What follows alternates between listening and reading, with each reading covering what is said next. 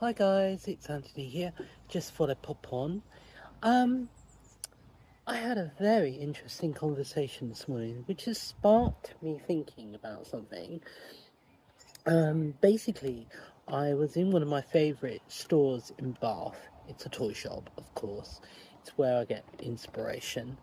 Um, and the the young girl who worked in there, we got to talking about being creative and being inspired.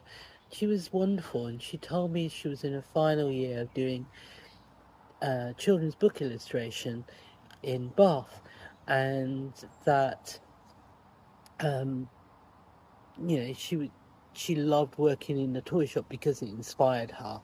And I told her I'd had two books published, and uh, blah blah blah. We had this conversation, and basically I told her never to give up in the dreaming, and the dreams can come true, and all, really just positive stuff. And then it just occurred to me, because she said that her teachers said now they're at the end of their degree, they need to go and find an agent in order to get work.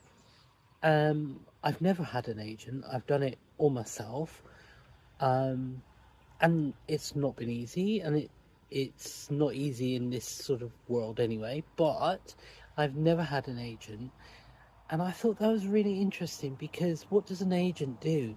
An agent gets you the work, but also takes quite a large percentage of your profit, and then the publisher of your book will take a large percentage of the sales, which leaves the artists with very, very little. And yet it's the artist's imagination, skill, energy that sells the book. And I think I got to thinking, well, that's, really unbalanced. And it is unbalanced. The world is unbalanced, especially in the creative field, because it's not promoted. They don't promote creativity.